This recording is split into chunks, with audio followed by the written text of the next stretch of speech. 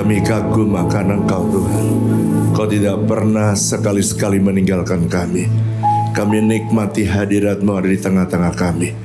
Tuhan, kami butuh hadirat-Mu sepanjang umur hidup kami. Kami butuh kehadiran-Mu Tuhan sepanjang hidup kami. Oleh karena itu berbicaralah kepada kami, berkata-kata melalui firman-Mu lewat hamba-Mu.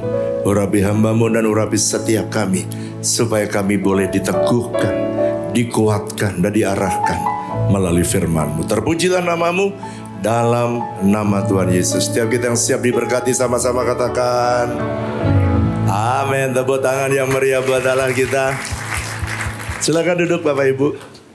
Tepuk tangan sekali lagi dalam tim praise worship yang luar biasa. Good, terima kasih. Saya sekali lagi hari ini ketemu dengan orang-orang Surabaya yang luar biasa. Saya akan pagi bagian yang pertama ini saya ingin menyampaikan betapa pentingnya kita itu menerima atau punya hikmat ya.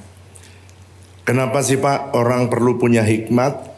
Saya definisikan ya. Jadi kalau saudara tanya judulnya The Power of Wisdom. Apa itu Pak hikmat atau wisdom? Wisdom itu adalah kemampuan saudara dan saya menggunakan prinsip firman Tuhan untuk mengerti yang saudara mengerti firman Tuhan yang saudara tahu. Untuk apa Pak? Untuk menyelesaikan masalah yang kita hadapi. Jadi ada orang yang begitu mudah ya. Tuhan tidak pernah berjanji bahwa saudara dan saya tidak ada masalah. Tetapi Tuhan memberikan firman supaya saudara bisa mengerti, dan firman yang Anda mengerti lalu kemudian dapat menyelesaikan masalah yang saudara hadapi, itulah yang namanya wisdom atau hikmat. Nah, ada seorang hamba Tuhan namanya Matthew Henry.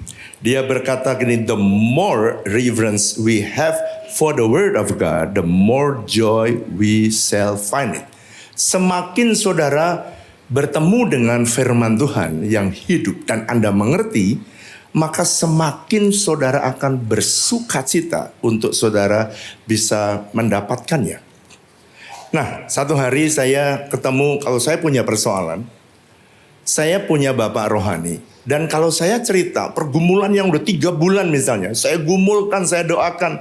Saya cuma cerita kepada bapak rohani saya. Dan dia itu jawab cuma 10-15 menit dan it works. Dan ternyata solusinya itu benar. Kenapa ya saya kok 3 bulan berturut-turut berdoa, bergumul dan gak tahu jawabannya? Kenapa kok bapak rohani saya kok begitu mudah? Karena dia jawabannya karena dia punya hikmat. Nah, setelah saya mulai bertumbuh secara rohani, saya juga sama. Setelah saya menggembalakan, banyak jemaat yang mengalami kesulitan. Dan ternyata begitu dia datang dengan sederhana sekali, saya menjawabnya dan itu menjadi solusi dalam persoalan mereka. Kenapa? Karena mereka belum punya hikmat dan saya sudah menerima hikmat. Nah, sekarang saya mau kasih contoh. Satu hari ada suami yang DM saya itu istrinya. Dia bilang begini, Pak, saya pengen ketemu sama Bapak. Karena saya udah 15 tahun bergumul ini, saya udah menikah 18 tahun. 15 tahun saya bergumul ini dan saya akan memutuskan untuk cerai. Makanya sebelum saya cerai, saya pengen ketemu sama Bapak. Wah saudara, kalau ada jemaat mau cerai, itu pendeta. Cuek-cueknya pendeta. Kalau begitu dengar jemaatnya mau cerai, itu langsung mendidih. Kenapa saudara? Rasanya tuh sayang sekali pernikahan yang sudah 18 tahun harus cerai. Lalu saya DM dia, karena dia nggak tahu WA nomor gembalanya, jadi dia DM lewat Instagram. Lalu kemudian dia bilang begini, apakah saya bisa konseling sama Bapak? Ambillah 10-15 menit saja mengganggu waktu Bapak sebelum saya cerai. Saya bilang silahkan, Saya kasih waktunya, saya tanya istri saya waktunya, lalu kemudian mereka datang berdua, saya dan istri saya duduk di situ. Ketika mereka datang, lalu saya tanya kepada mereka, kenapa kok kamu pengen bercerai? Lalu kemudian suaminya bilang, siapa yang DM ke bapak? Istri saya, Pak. Ya udah, istrimu aja yang cerita. Lalu dia cerita. Kenapa sih kamu mau bercerai? Pak, udah 18 tahun ini pergumulan kami. Sebab saya mau cerai, Pak. Kenapa mau cerai? Sebab saya tidak tahu sampai hari ini berapa gaji suami saya.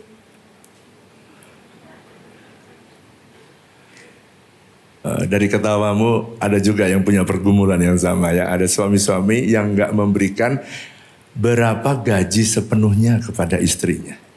Lalu saya tanya suaminya, apakah benar kamu tidak memberikan gaji kepada istri kamu semuanya? Benar, Pak. Lalu saya tanya, kenapa sih kamu tidak terbuka sama istrimu dan tidak memberikan semuanya? Saudara tahu jawabnya? Sebab Pak, kalau sudah saya kasih semua, dia itu mudah masuk.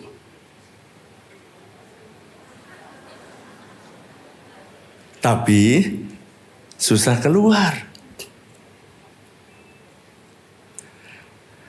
Siapa bapak-bapak yang punya pengalaman kayak begini? Istri-istri kata dia nih, bisa masuk, lalu kemudian susah keluar. Lalu saya tanya istrinya. Ya. Sekarang saya tanya, kalau suamimu memberikan semuanya kepada kamu, apakah kamu juga mau memberikan apa yang dia butuhkan? Uang bensin kah? Ya laki-laki itu perlu dikasih uang bensin, perlu uang untuk makan, jajanin temennya, ya. Perlu tuh dia punya uang supaya nampak sejati gitu, kejantanannya kelihatan gitu, nampak. Lalu kemudian istrinya bilang, kalau saya dikasih tahu semua, saya mau Pak memberikan jatah itu kepada suami saya. Terus suaminya bilang nih, kalau memang mereka begitu Pak, kita janji ya di hadapan Tuhan dan di depan Bapak, saya janji akan memberikan semua gaji saya. Lalu dia bilang, gaji saya nilainya segini Pak. Istrinya kaget, hah banyak sekali. Loh duitnya banyak, gajinya besar, kenapa mau cerai? Lalu kemudian setelah itu mereka sepakat dan kemudian gajinya diberikan dan dia diajari istri saya gimana ngelola uang yang baik. Berapa memberikan kamu belajar memberi perpuluhan, berapa kamu memberikan maksimum kamu harus spend expenses untuk keperluan kamu dan berapa banyak kamu harus nabung. Setelah 10 menit sampai 15 menit selesai kemudian saya tanya.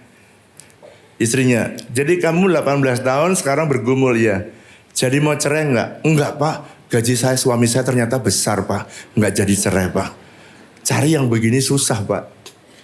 Lalu kemudian saya mau doakan, mereka doa pegang tangan. Lalu kemudian mereka peluk-pelukan supaya mereka bisa lebih lama saya balik kanan. Supaya mereka bisa puas dan mereka pelukan. Dan setelah pelukan saya tanya, jadi cerai enggak?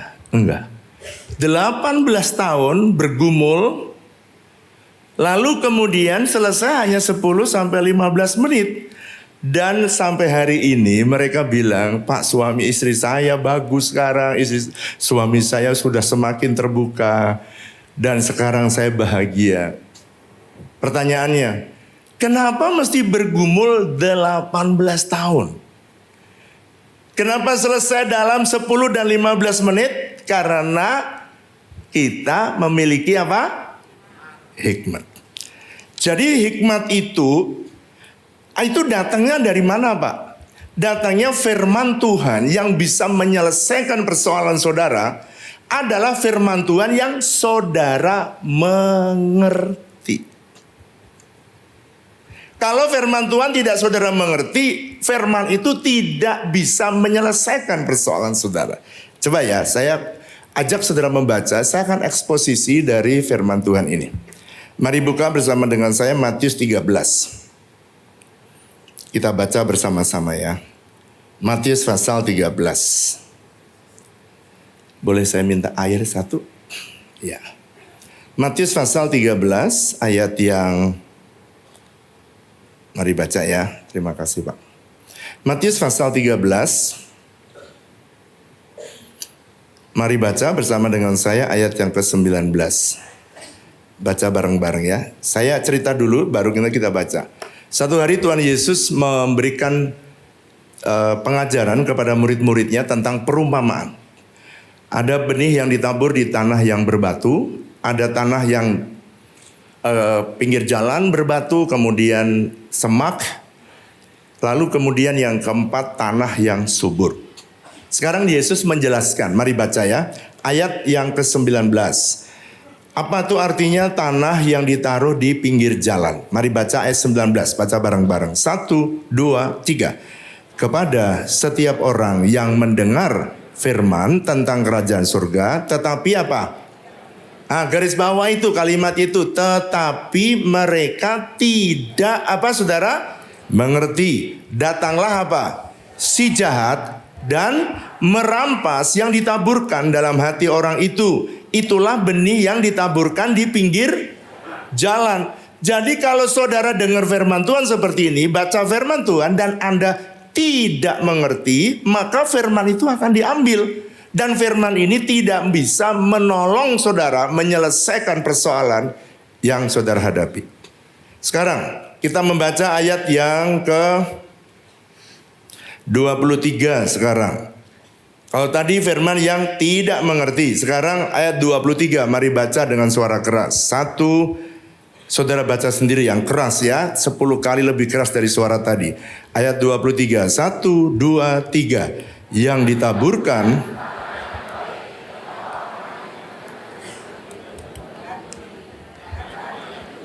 ia berbuah. Ada juga yang Oke. Perhatikan kalimat ini, yang ditaburkan di tanah yang baik, yang keempat tanahnya. Ialah orang yang mendengar firman itu dan apa saudara? Ini beda. Membuat tidak bisa menolong saudara menyelesaikan persoalan. Yang firman yang saudara mengerti akan mampu menolong menyelesaikan semua persoalan yang saudara hadapi. Jadi belajar dari penabur ini, Matius 13 ayat 19, Yesus menjelaskan orang yang menabur benih di jalan adalah orang yang mendengar firman tentang kerajaan surga, tetapi dia tidak mengerti. Doa saya, biarlah kebenaran yang saya sampaikan ini semua saudara bisa mengerti. Yang mau mengerti katakan. Yang mau dapat hikmat katakan. Good. Pak, ada nggak contoh orang yang mendengar firman tapi tidak mengerti? Banyak sekali. Sekarang contoh ya, ada nggak orang Kristen yang datang kebaktian hari Minggu memuji Tuhan on fire, mendengar firman Tuhan, haleluya, amin. Tapi gara-gara pasangan hidup, lalu kemudian karena jodohnya dia tidak seiman dan akhirnya dia rela meninggalkan Kristus demi pernikahan. Lalu jadi mualaf. Ada apa tidak? Jawab yang keras. Ada. Loh, bukankah dia mengerti Pak dalam 2 Korintus pasal 6 ayat 14, jangan merupakan pasangan dengan orang yang tidak seiman. Tapi kok masih ada orang yang menerima firman, tapi firman itu dia tidak mengerti. Hanya tahu, tapi dia tidak mengerti. Ada nggak orang Kristen kebaktian tiap minggu, tapi karena pangkat jabatan dia rela meninggalkan Yesus? Ada nggak? Ada. Ada orang cerita sama saya, demi saya bisa capai jenderal, saya tinggalkan Yesus. Demi saya bisa menjadi anggota DPR, saya tinggalkan Yesus. Saudara, jabatan tidak akan pernah bisa menggantikan hidup yang kekal saudara untuk selama-lamanya. Sebab Tuhan berjanji, siapa yang setia sampai garis akhir, Tuhan akan memberikan kerajaan kekal selama-lamanya. Yang percaya katakan. Banyak sekali orang yang jadi mualaf. Bahkan ada, saya lagi melatih kemarin baru selesai, 26 mahasiswa dari Papua yang akan masuk ke wilayah-wilayah kantong Papua yang sekarang sudah menjadi mualaf. Saya mengirim orang-orang ke Papua, tetapi nggak tahan kalau yang dari Jawa, karena saudara udah menikmati di Jawa ini maju, di sana lampu tidak ada, dan kita training mereka.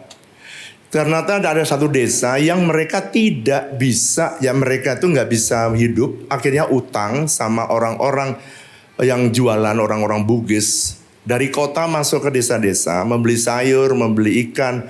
Dan karena mereka tidak mampu membayar, dan akhirnya dia bilang nggak usah, nggak apa-apa. Nggak bayar nggak apa-apa, asal kamu tinggalkan Yesus dan jadi mualaf. Sedih sekali ya saya dengar kayak gitu ya. Lalu kemudian dikirimlah 28 sarjana dari Papua, sarjana pertanian, dan kita latih mereka pertanian, perikanan, peternakan di sentral pelatihan kita di House of Bread. Lalu sekarang kita kirim masuk ke desa-desa yang desanya mualaf. Untuk apa? Mereka jadi mualaf hanya gara-gara makan. Setelah kalau ke NTT ya, mualaf gara-gara Indomie. Sedih loh, sedih. Jadi saudara coba pikirkan betul-betul, dan saya berdoa, ini kerinduan saya. Saudara yang dengar pagi hari ini, biarlah tidak ada firman yang dicuri oleh setan. Semua firman saudara mengerti, dan firman itu dapat menyelesaikan apapun persoalan yang saudara hadapi. Engkau bisa menyelesaikan persoalan itu dengan seksama dan dalam tempo yang tergantung saudara, sesingkat-singkatnya kalau doa saya. Tetapi Matius 13 ayat 23, benih yang ditaburkan di tanah yang baik adalah orang yang mendengar firman, sama-sama mendengar firman, tetapi dia mengerti, yang tadi kita baca. Begitu dia mengerti, maka dia berbuah. Ada yang 100 kali lipat, ada yang berbuah 60 kali lipat, ada 30 kali lipat. Saya berdoa, jemaat yang ada di Surabaya adalah jemaat yang selalu berbuah. 30, 60, ada yang 100 kali lipat. Nanti kita bahas, kenapa sih ada yang buahnya 30, kenapa ada yang buahnya 100? Nanti kita bahas. Jadi kalau begitu, kemauan saudara dan kemampuan saudara untuk kemauan dan kemampuan saudara mengerti firman dan melakukannya itu menentukan kekuatan dan level rohani saudara. Jadi orang tuh rohaninya itu level rohaninya tidak ditentukan dari ijazahnya S1, S2, S3 atau S-teler, tidak ketahuan.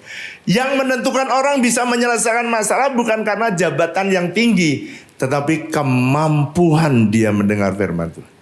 Saya tanya, ada nggak orang yang kaya? Ada orang kaya, tapi nggak bisa menyelesaikan, akhirnya stres dan bunuh diri. Ada apa tidak? Ada. Duitnya banyak, kenapa kok stres? Jadi ini menghibur yang belum punya duit banyak. Tenang aja, yang duitnya banyak juga stres.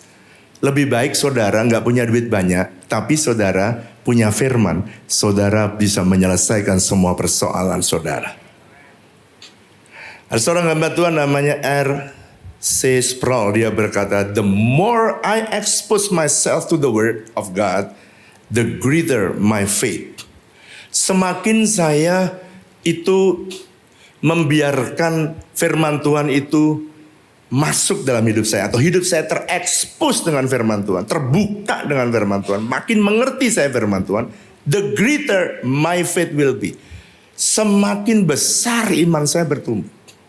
Saudara, orang yang mau membaca firman Tuhan, untuk mengerti firman, saudara harus membaca firman Tuhan setiap hari.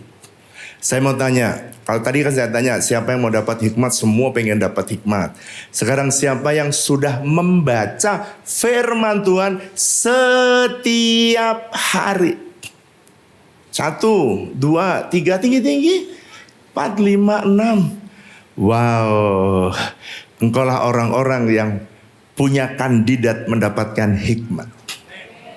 Tepuk tangan dong buat yang rajin membaca Alkitab. Yang belum, kenapa kok nggak baca Alkitab? Bukannya Alkitab itu bacanya tugas dari pendeta, Pak? Oh iya, pendeta memang harus baca Alkitab.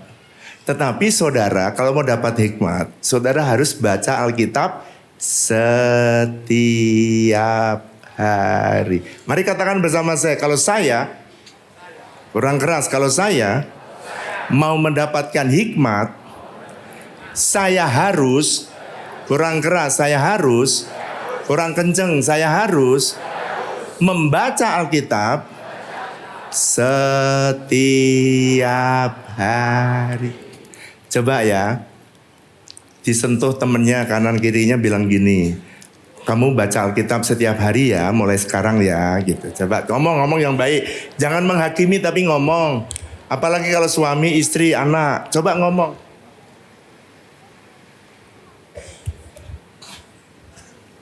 Tadi saya lihat ada yang, kamu baca Alkitab setiap hari ya, jawabnya. Lu juga belum. Gimana kalau kita mulai bertobat bersama-sama? Supaya kalau ada persoalan, ada firman yang bisa menolong saudara. Menyelesaikan semua persoalan. Nah, saya ingin menyampaikan, Pak, emang kenapa sih saya harus mengerti firman? Saya ingin menyampaikan ada 4 atau 3 lah minimal. Ada 3 kekuatan dari firman Tuhan yang saudara mengerti. Ini kekuatannya kalau Anda punya ya. Ada 3 kekuatan dari firman Tuhan yang saudara dan saya mengerti.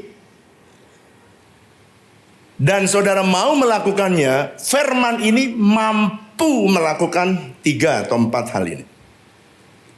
Minimal 3 saya bagi hari ini. Nomor 1. Firman yang saudara mengerti itu akan memberikan kepada saudara kekuatan untuk menghadapi penindasan dan penganiayaan. Pak, ayatnya di mana? Tuh Matius pasal 13 ayat 20. Saudara, tanah yang di tempat yang berbatu itu tumbuh sih, tumbuh. Tetapi karena tanahnya berbatu, Yesus bilang itu bicara tentang penindasan dan penganiayaan. Jadi orang yang mengalami penindasan oleh karena firman, itu dia yang mengalami, yang punya firman, dia tahan, dia kuat. Saudara, desa-desa ya,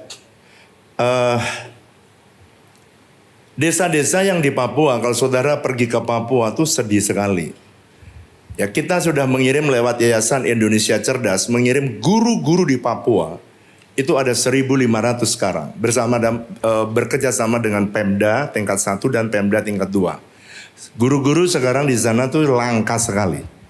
Kita kirim sarjana dari sini dan pergi ke Papua. Tapi yang masuk ke pelosok-pelosok, kita kirim sarjana Papua, kita latih supaya mereka bisa ngajar pertanian, peternakan, perikanan. Tujuannya apa? Supaya jangan gara-gara perut dia meninggalkan Tuhan. Lalu kita latih selama 1 bulan, lalu kita ajari sampai dia praktek dan dia bisa.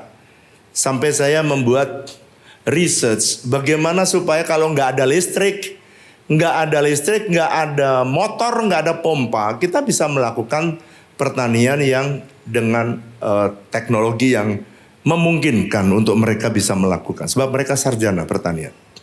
Dan sekarang mereka masuk, udah selesai, dikirim ke Papua dan mereka kuat. Kenapa? Karena mereka asli Papua. Dikirim ke daerah-daerah. Saya berdoa, biarlah saudara yang hari ini hadir, yang muda-muda ya, kalau ada penindasan. Saya tanya yang muda dulu, ya saya muda. Nanti yang tua belakangan, yang muda yang belum menikah. Kalau kamu wanita, tiba-tiba ada yang datang kepadamu, bilang I love you, ya. Yang satu kaya, tapi tidak kenal Tuhan.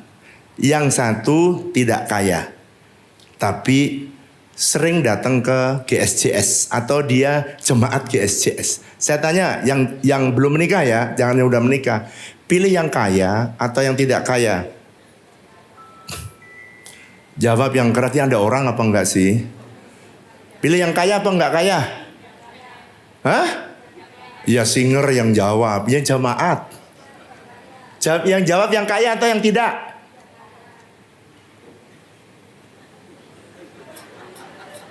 Semua masih mengheningkan cipta menurut agama dan kepercayaannya masing-masing. Sekarang saya tanya yang orang tua, yang mau cari mantu, saya tanya, mana yang dipilih?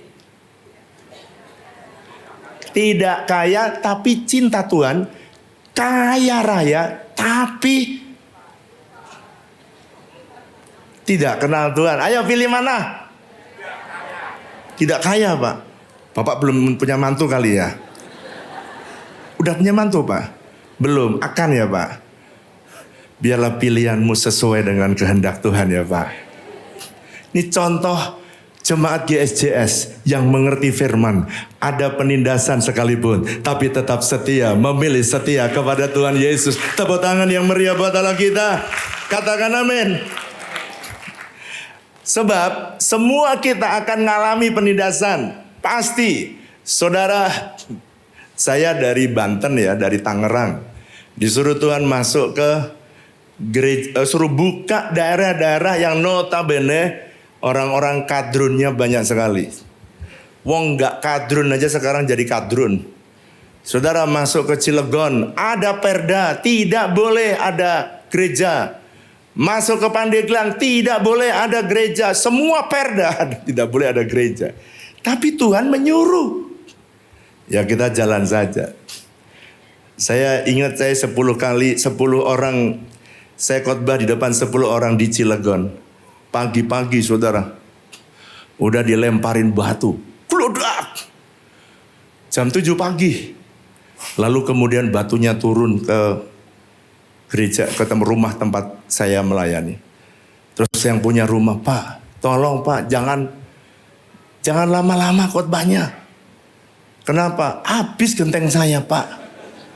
Tolong Pak, dipercepat Pak. Lalu saya percepat khotbahnya, selesai. Kemudian saya tanya, coba kamu naik, berapa jumlah yang pecah? Lalu dia turun ke bawah, Pak, 2. Oh ya oke, ini kamu besok tolong beli 20 ya. Loh kenapa 20 Pak? Ya untuk 10 minggu. Persiapan. Kalau saudara ngerti firman, saudara tahu ada bahaya, ada penindasan, ada penganiayaan, tapi maju tak gentar. Kita akan setia kepada firman yang memerintahkan kita untuk tetap bisa memberitakan Injil. Tepuk tangan yang meriah buat Yesus kita. Minggu berikutnya saya khotbah cuma 10 orang. Pun 10 orang. Ketika saya khotbah lagi, saya udah siapkan tadi. Gentengnya udah 20, kurang 2, 18. Tapi kali ini tidak di genteng yang dilemparin batu. Saudara tahu dilemparin feses, tinja itu kotoran manusia. Dilemparin yang paling belakang, bau lebih duluan. Lalu kemudian mereka kusak-kusuk gitu ya. Terus akhirnya sampai yang punya rumah bagian depan dia bilang, Pak, tolong khotbahnya cepetan. Kenapa? Ini Pak nggak tahan, yang belakang takut muntah-muntah Pak. Lalu saya tanya kenapa? Baru mereka ngomong, sampailah ke saya. Baunya seng. Oh, bau Calvin Klein, bos. Waduh semerbak. Akhirnya saya pun tidak bisa khotbah panjang, saya tutup. Ya sudah kita bersihkan. Tapi pertanyaan saya, kalau jam 7 sudah bisa lemparin itu. Jam berapa dia ngumpulin itu loh saudara? Dan jumlahnya banyak, itu berarti berapa rumah yang dikumpulin.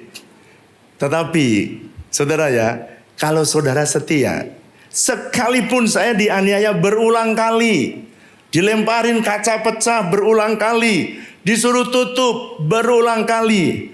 Tapi saudara tahu sekarang, Tuhan punya cara yang lain.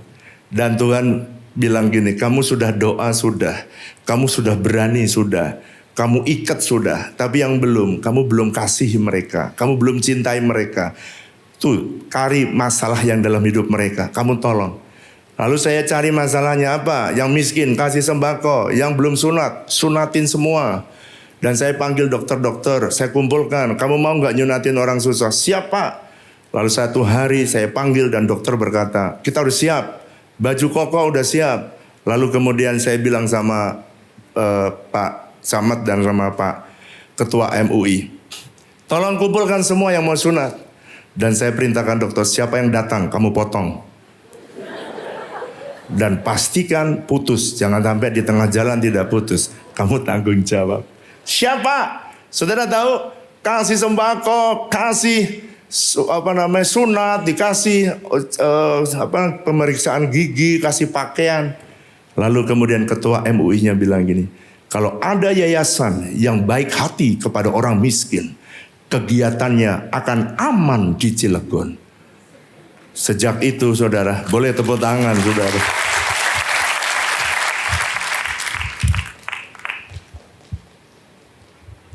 Dari situ saya belajar. Jadi dulu 10 dilemparin batu. Sekarang jemaat sampai 250 pun. Kenapa tidak dilempari batu? Karena lebih baik dilemparin baju, dilemparin sembako. Itu yang meneduhkan hatinya. Dan sekarang kita bersahabat dengan mereka. Dan sekarang kita bisa masuk ke wilayah-wilayah yang sulit dan sukar. Dulu di Maja, Natalan aja nggak boleh. Sekarang kita masuk di sana sekalipun tidak ada. Berapa kali? Setiap kali ditutup saya bilang kalau ditutup ya kamu tutup. Terus minggu depan ya buka lagi. Kalau ditutup lagi ya tutup. Terus minggu depan ya buka lagi. 10 kali ditutup. Tapi sekarang saudara tahu. Dia bilang gini, Pak, sebenarnya kita itu iri Pak sama bapak-bapak ini. Kenapa? Ingat ya. Karena saudara itu keturunan Ishak yang diberkati Tuhan. So that's why jangan pelit sama tetangga-tetanggamu. Berkati dia, jangan tunggu dilempari batu. Berkati dia supaya nama Tuhan dimuliakan. Tepuk tangan buat Allah kita. Kedua, jadi kalau saudara buka gereja di Surabaya ini, kalau bisa buka di mall gini, udah puji Tuhan, kamsia 12 kali sama Tuhan. Kenapa? Enggak menghadapi penganiayaan. Tapi saudara, yang menghadapi penganiayaan beda-beda. Di kerjaan, di wilayah masing-masing. Sekarang yang kedua. Firman yang saudara mengerti, yang kedua, punya kekuatan untuk menghadapi kekhawatiran dunia dan tipu daya kekayaan. Mari buka. Matius 13 ayat 22. Baca dengan suara keras. Ayat 22. 1, 2, 3. Yang ditaburkan di tanah semak duri ialah orang yang mendengar firman itu. Lalu apa? Kekhawatiran dunia ini dan tipu daya kekayaan menghimpit firman itu sehingga tidak berbuah. Sekarang, jadi kekuatan firman yang saudara mengerti itu dapat menghadapi atau menang terhadap kekhawatiran. Sekarang saya tanya, siapa di sini yang pernah khawatir tinggi-tinggi? Tinggi-tinggi. Sekarang turunkan. Siapa yang belum pernah khawatir? Angkat tangan. Nggak ada. Yang nggak angkat tangan itu orang apa? Ngerti bahasa Indonesia apa enggak? John Flavel dia berkata, one word of God can do more than 10,000 word of man. Satu firman Tuhan itu jauh lebih perkasa, jauh lebih kuat daripada ribuan atau puluhan ribu perkataan manusia. Untuk apa? Untuk bisa rilis kita punya stres. Jadi orang yang khawatir menyebabkan stres. Stres dibiarkan jadi depresi. Depresi dibiarkan bisa masuk di penyakit-penyakit mental. Dan Indonesia sekarang memasuki gawat menurut saya. Orang-orang yang memasuki naiknya jumlah orang yang sakit mental. Sakit mental itu saya masih sehat Pak? Iya. Belum gila? Iya. Tapi menuju saudara. Banyak orang Indonesia menuju sana. Sekarang pertanyaan saya, kenapa sih orang bisa khawatir akhirnya stres oleh karena tipu daya kekayaan dunia? Sekarang kita mari baca. Saya mau membaca Matius pasal 6, nanti saya kembali lagi, Matius pasal 6. Matius pasal 6 ayat 25. Gimana sih Yesus mengajar tentang kekhawatiran ya? Saya baca ayat 24, ayat 25. Lalu saudara baca ayat 26 ya. Saya baca 25. Gimana caranya Yesus membuat firman itu bisa menolong saudara? Ayat 25. Saya baca ya. Karena itu aku berkata kepadamu, janganlah kamu khawatir akan hidupmu. akan apa yang hendak kamu makan, akan apa yang hendak kamu minum. Janganlah kamu khawatir pula akan tubuhmu, akan apa yang hendak kamu pakai. Bukankah hidup itu lebih penting daripada makanan, dan tubuh itu lebih penting daripada pakaian? 26 saudara dengan keras, 1, 2, 3.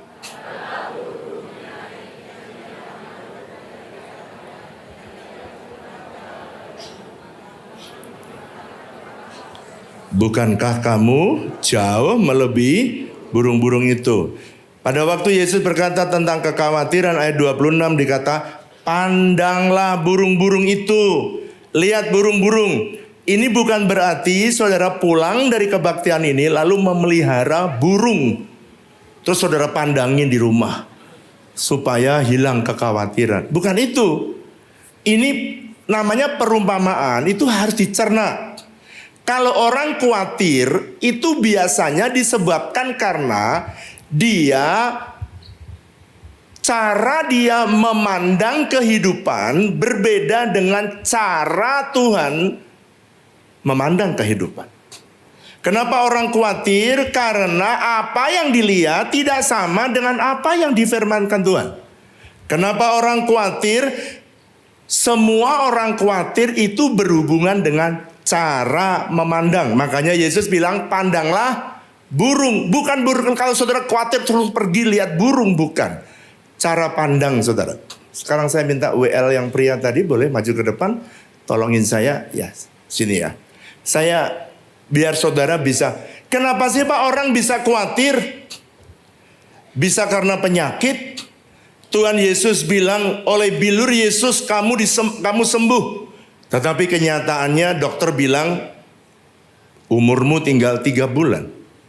Katanya Tuhan Yesus hidup datang untuk memberi hidup dalam kelimpahan. Buktinya kok aku utang banyak dan tidak bisa mampu bayar. Sekarang perhatikan, lihat saya. Yesus bilang kalau kamu khawatir, pandanglah. Katakan bersama saya.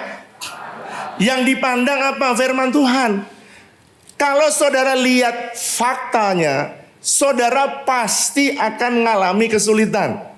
Dan saudara sulit percaya dan sulit beriman. Orang khawatir itu tidak bisa membuat saudara beriman. Khawatir dan iman gak bisa berjalan bersama-sama. Jadi kalau saudara mau tidak khawatir, saudara harus hidup beriman. Gimana caranya Pak? Saudara mesti terekspos tadi ada. Contoh ya, ini saya ambil Matius pasal 6 ayat 25 yang kita baca. Karena itu aku berkata kepadamu, dan seterusnya. Ini adalah firman Tuhan. Oke? Anggaplah, siapa Pak namamu Pak? Saya Putra Pak. Putra. Udah menikah? Belum, masih sendirian? Masih single? Masih terima lowongan dong?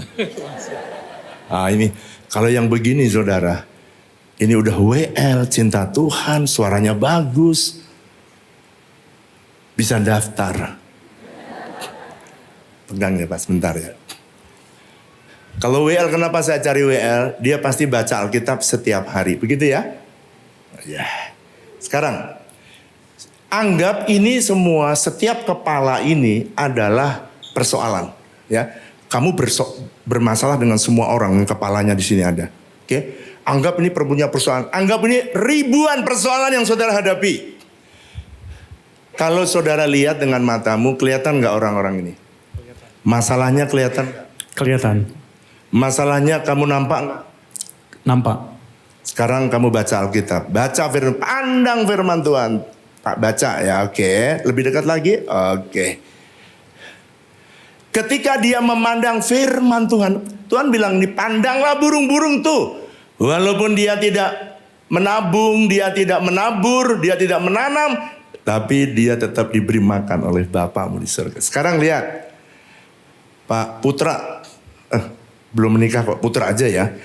Putra, kamu lihat nggak masalah-masalah depan orang yang banyak ini kelihatan nggak? Jadi tidak kelihatan. Tidak kelihatan. Tidak kelihatan. Yang kelihatan apa? Firman Tuhan. Wow, yang kelihatan firman Tuhan. Apa yang nampak? Firman Tuhan. Bacain boleh? Boleh.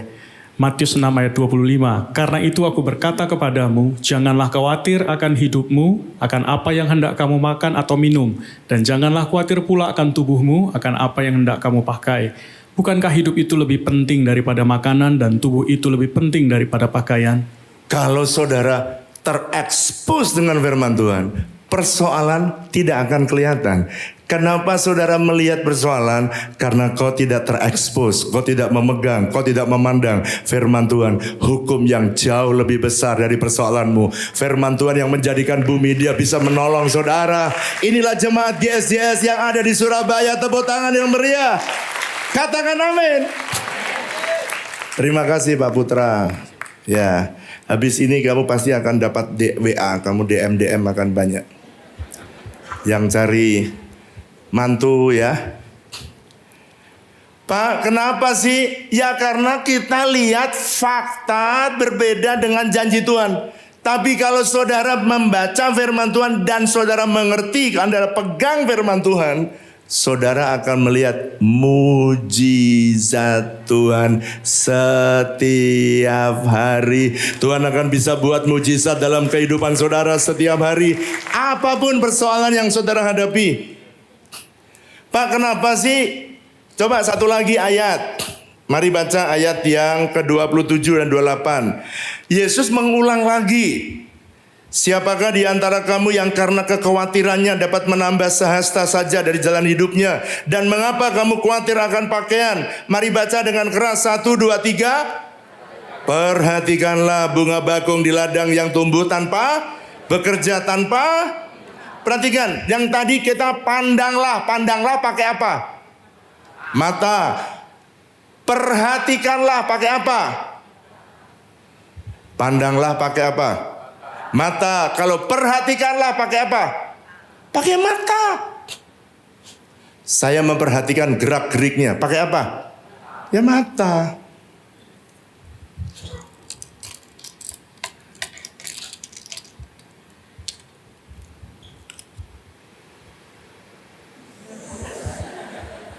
Keren nggak?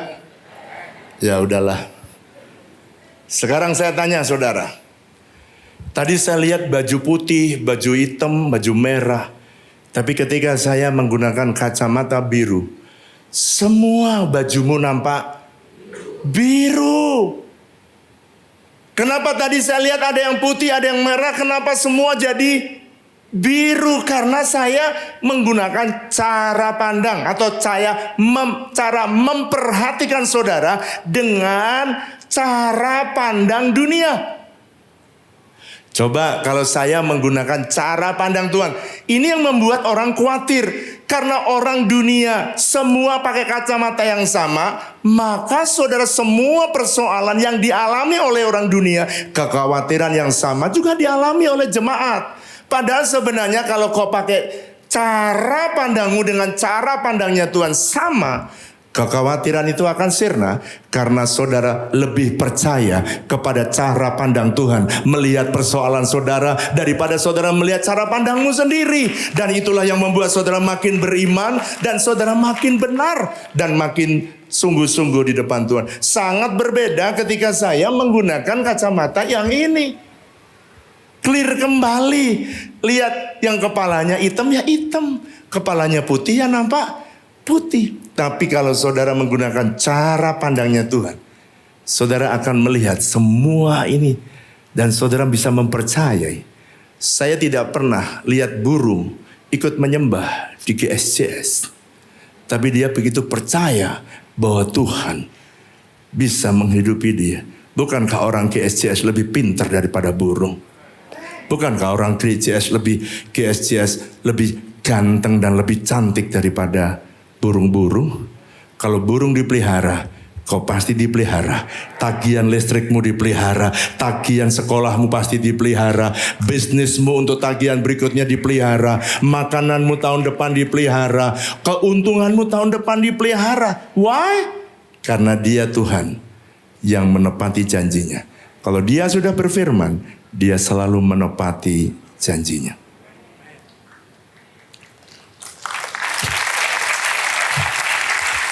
Saya berdoa supaya selesai kebaktian ini, saudara muncul hatimu kerinduan untuk membaca firman Tuhan setiap hari. Pak, kenapa sih kekhawatiran kok Yesus address dengan serius? Karena kekhawatiran itu musuh daripada iman. Gelap tidak bisa bersatu dengan terang. Orang yang gelap dia tidak bisa bersatu. Kenapa? Kalau terang muncul, kegelapan sirna. Kalau kegelapan nyata, terang itu tidak ada. Orang yang khawatir tidak bisa kumpul dengan orang beriman. Atau dengan kata lain, kalau kamu percaya firman Tuhan, kekhawatiran itu gak bisa masuk. Sirna. Jadi kalau orang yang khawatir membuat Anda tidak beriman, yang mengakibatkan kekhawatiran bisa membuat pintu sorga tertutup. Karena yang bisa membuka pintu sorga adalah iman, saudara. Oleh karena itu, next slide saya. Kekhawatiran itu membuat pintu sorga saudara bisa tertutup. Dan karena itu juga, karena yang bisa membuka pintu sorga itu adalah iman, saudara. Saudara semua ya, gini. Kalau orang tanya, Pak, ada pengerja tanya, Bapak kok kayaknya happy ya? Kayaknya kok nggak pernah khawatir ya? Kenapa kok kita ini khawatir? Saya dulu ya, jadi sejak muda saya senang membaca Alkitab. Saya nggak pernah cita-cita jadi pendeta. Karena sekolah saya di IPB, jadi saya kerja 13 tahun baru saya dipanggil Tuhan. Jadi pendeta. Satu hari ada teman saya punya uang 1 juta di kantongnya. Udah khawatir, udah mau pinjem uang. Jadi saya pinjemin, tanya sama dia, kenapa kok kamu khawatir? Duit saya tinggal 1 juta. Terus, Mas Wirya pasti duitnya banyak. Oh iya, tak buka saudara. Kenapa kok kamu lihat duit saya banyak? Karena sekali mukanya tuh loh, sukacita, gak pernah ngeluh, gak pernah khawatir. Kamu mau tahu duitnya? Saya buka dompetnya sama dia. Tak buka, nih lihat, cuma 50 ribu. Kalau dia tanya, kok bisa 50 ribu, hatimu tenang? Aku 1 juta, kok khawatir? Letaknya ketenangan, bukan letaknya di banyak uang. Letaknya ketenangan ketika kamu menyerahkan hidupmu pada janji Tuhan dan kepada firman Tuhan yang bisa memegang saudara dan menjamin hidup saudara. Terakhir, 3 saja. Yang ketiga, saudarakan firman yang Anda mengerti bisa memiliki kuasa untuk menghasilkan buah. Atau ayatnya. Ada orang yang bisa berbuah, ada orang yang gak bisa berbuah. Ada 4 buah yang saudara hasilkan. Pertama, buah pertobatan. Ada orang yang hidupnya tak pernah berubah.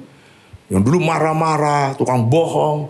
Hidupnya tak pernah berubah. Dari dulu, sekarang, bahkan sampai jangan selama-lamanya lah. Sampai hari ini aja bertobat. Amin apa amin? Buah yang kedua, buah Roh Kudus. Lahir kesabaran, lahir kemurahan. Dulu pelit, sekarang murah hati. 3, ini adalah buah jiwa-jiwa. Berapa banyak jiwa-jiwa yang saudara sudah menangkan? Yang keempat, buah pelayanan. Saya berdoa supaya saudara bisa menghasilkan buah dalam hidup saudara. Orang-orang yang berhasil, orang yang sukses di dalam bisnis, di dalam pelayanan, di dalam pekerjaan saudara, siapa yang mereka yang berhasil? Yaitu orang yang mengerti firman Tuhan dan berhasil, next slide, menerapkan prinsip firman Tuhan di dalam kehidupan sehari-hari. Jadi kalau saudara, orang tuh kalau belajar mengerti, maka pelayanan pun berhasil, kerja berhasil, bisnis berhasil. Karena ada firman yang menjagai bisnis saudara, hidup saudara. Jadi gini, apa saja yang kamu rawat akan bertumbuh. Apa saja yang kau kelola dengan baik akan naik. Tapi apa yang tidak kau rawat akan turun. Apa saja? Kesehatan nggak kau rawat. Ada firman kau abaikan, dia akan turun, sakit. Keluarga kau nggak rawat, ada firman Tuhan, hai suami kasihlah istrimu. Kan sederhana. Istri tunduklah kepada suami. Kan sederhana sekali.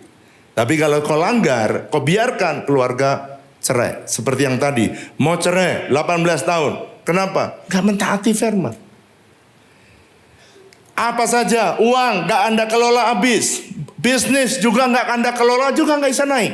Pelayanan juga, semua yang tidak Anda rawat sesuai firman Tuhan tidak akan bertumbuh.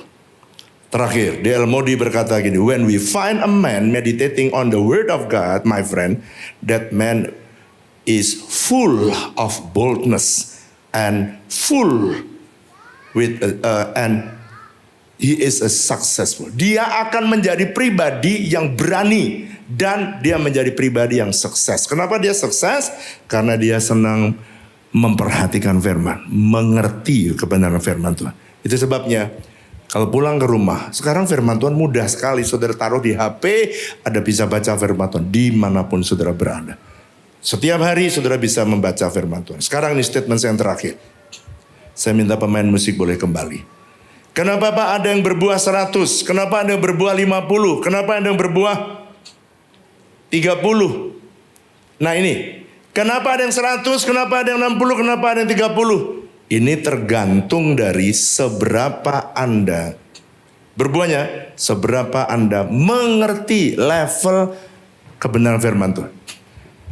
Berbuah ada yang 100, ini tinggal apa? Tinggal saudara tingkat pengertian dari firman yang saudara dapat. Semakin saudara mempelajari firman, Anda mengerti, Anda terapkan, saudara naik. Katakan bersama saya. Naik apanya Pak? Usahamu naik, keluargamu naik, rohanimu naik, gajimu juga. Wah kalau gaji itu saudara naik. Keuntungan juga naik. Apa saja. Saudara level saudara di hadapan Tuhan yang biasa-biasa. Tuhan bilang lihat saudara menjadi pribadi yang luar biasa. Doa saya biar kebenaran menolong saudara. Dan mintalah sama Tuhan hikmat. Supaya aku bisa bilang sama Tuhan, supaya aku bisa memutuskan setiap persoalan yang saya ada. Mari kita bangkit berdiri sama-sama.